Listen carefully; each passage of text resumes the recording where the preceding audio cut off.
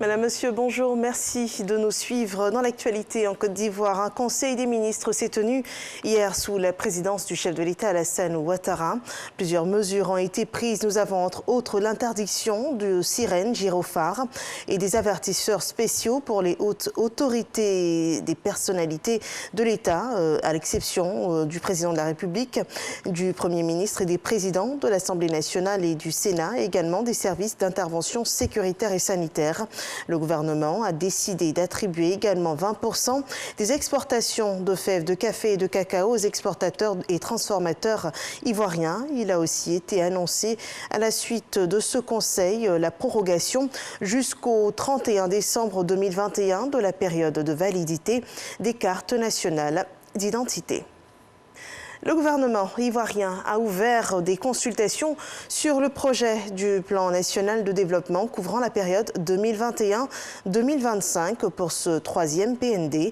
La Côte d'Ivoire, le ministère du Plan et du Développement échange avec le secteur privé et la société civile.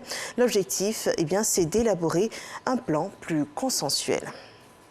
La contribution de l'UNESCO pour améliorer le système de lutte contre le réchauffement climatique. L'institution onusienne par la Commission nationale ivoirienne a dans cette optique organisé un atelier portant sur l'éducation au développement durable et à l'action du climat.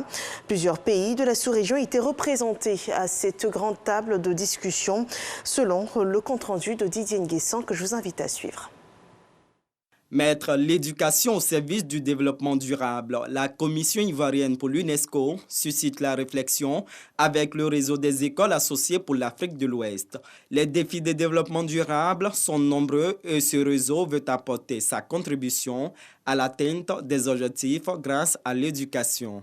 Les bonnes pratiques consistent à poser des actes positifs qui tendent à préserver l'environnement, la planète Terre sur laquelle nous vivons.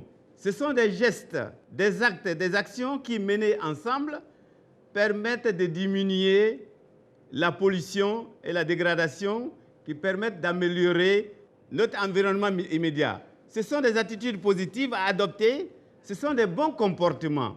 La Commission nationale guinéenne pour l'UNESCO et la Coordination nationale des écoles associées de l'UNESCO s'inscrivent dans cette dynamique en appliquant au cadre national les orientations définies par les Nations Unies. C'est pourquoi nous évoluons actuellement dans deux dimensions, la dimension de la culture de la paix et celle de l'éducation environnementale.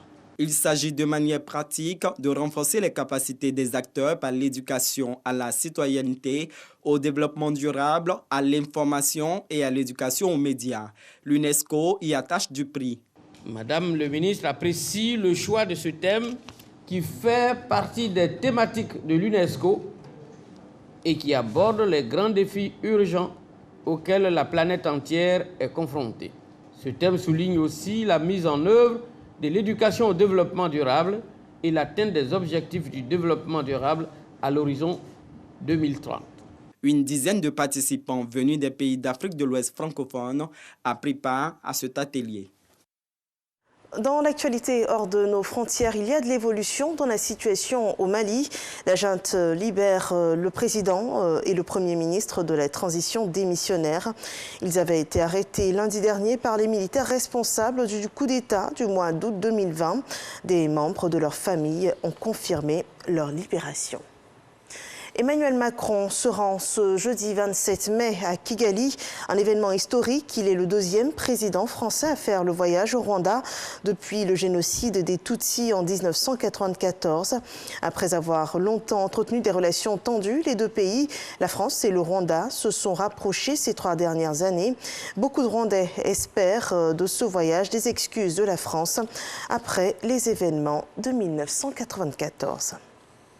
En RDC, l'éruption du Nyiragongo a endommagé des infrastructures essentielles autour de Goma, dans l'est du pays. Les répliques sismiques continuent aussi de menacer les immeubles de la capitale provinciale.